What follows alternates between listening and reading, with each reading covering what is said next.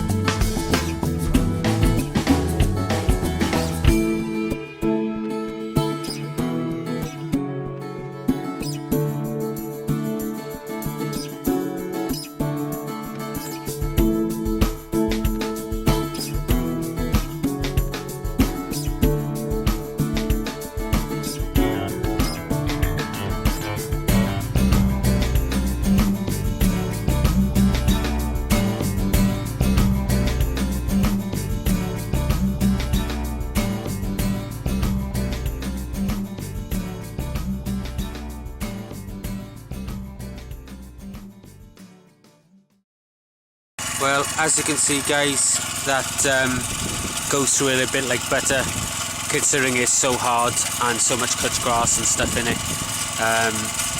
It really is an awesome machine, and I just let it get on with it and do it itself rather than work on it.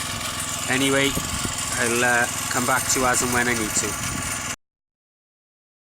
Right guys, as you can see I've taken the boards out because we're going to sink them down now, but after 3 days of rotovating this, we've got a couple of ton of rock out, which you may just be able to see over there in the path. There's just so much of it, we just filled in a massive divot with it. Also we've got all this cut grass which we've raked out. There's still loads in here. Originally the idea was to rake it out flat and then put raised beds on top of it, but it was going to raise the polytunnel too high, and the soil is quite good soil. So what we've decided to do is get the frame of the polytunnel in, build the beds, and then we're going to use a trommel and we're going to sift the rest of this dirt to get out as much of the cutch as we can.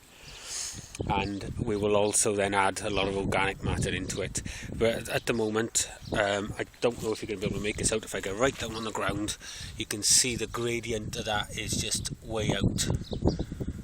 So even though we've raised it quite a bit, the gradient's well out. So job today is to get this gradient right, bring all of that down here, raise this level a bit, and then we're going to get the boards in just to retain it. And that's our goal for this morning or today. Hopefully by the end of today we'll have an area that it'll be flat, and that's the most important thing, is working off a flat base, because when you're on a slope, all manner of things go wrong. Like we did with this polytunnel, we put it on a slight slope and all manner of things have gone wrong with it. We've learned from our mistakes, so we spent the 3 days preparing this ground in order that we can rake it all forward, get these baseboards that we took out back in nice and level, and sink them down into the ground, so we've got a level platform to work from right round. Up that end of the plot there, we're going to put a wildlife section, so we're going to have a pond and a couple of other wildlife habitats there, and we'll do that later on in the year. But for now, the polytunnel is the main goal. Anyway, I'll speak to you shortly. Well, okay guys, we now have, it's not perfect, but we have a level enough platform that still got a lot of rock and stuff in it, and roots and everything else, but we'll deal with that again. But we now got a level enough platform where this side has been raised quite considerably. Look, so you can see just how much this has been raised, and it's come from over there. So instead of it sloping, it's now pretty flat. What it's going to allow us to do now is get our baseboards in right down into the ground as a retaining wall for the high points there and for the low points over here. We'll get them into the ground, try and get it all off level, and then it will give us better placement for raking it level. I'm going to try and get the boards down to soil level, so there's a bit of digging involved for me, but because of the work we've done already, it should be not too bad going. And then what we'll do then, once the base is done, we can start building the polytunnel. But now you can see the footprint of this tunnel is quite substantial.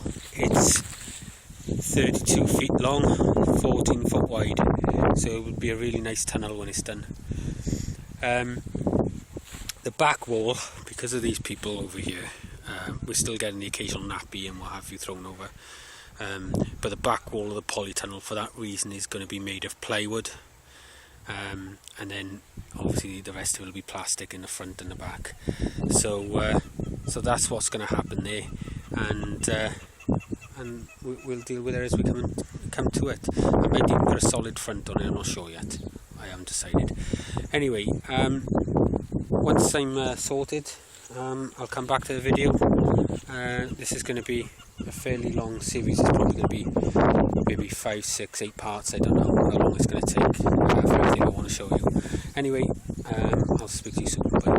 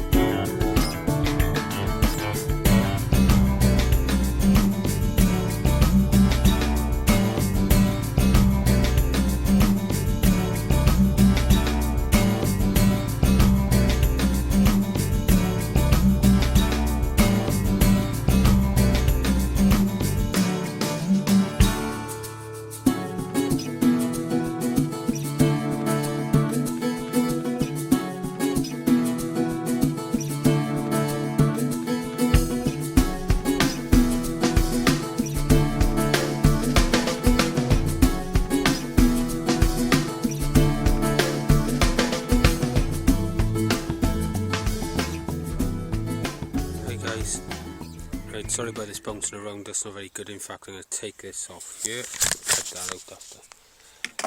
Okay, try and keep it as steady as I can.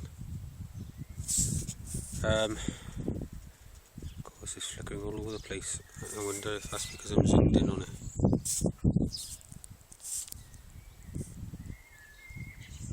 That's better. Right guys. Okay, I'm sorry if this is jumping all over the place, but I'm trying to keep it as close as I can. As you can see, all the boards are now in, and this is now giving us a level base. As you can see here, we're slightly raised above the ground here, just ever so slightly, and there we're buried more or less 3/4 of the way. Up this far corner up there, we've had to cut into the ground and remove the earth about 1.5 feet, so you can see how much soil we've had to move. Okay, we now need to just rake all of this flat so that it comes off more at the same level right throughout, and then we have our flat base and the groundwork is prepped in order for us to start the construction of the polytunnel. But this is going to be, oops, I don't think the front back. This will be the size of the polytunnel when it's done, 32 foot by 14 feet. I wanted to get the base perfectly flat because unlike that polytunnel there, we had a few issues in the winter, as you saw from the videos, and because of the angle of the ground, the slope of the ground, the front wanted to fall inwards like that, which caused the whole collapse on it. We've had to brace that on the doors, but we don't want to have to do anything as such with this. So the next stage now is to rake it all level, and we'll put in the boards for the beds and the paths, which will give us an idea of where we're working to. And then from there on, it's a case of getting in the posts and starting to build the framework for it. So it only really leaves me now to get on with the next stage, but apart from a little bit of raking out, and we will weed all the beds, which we'll show you later on. We've taken out a lot of the cuts and stuff like that, but it just sort of remains now for me to use the trommel to take out the rest.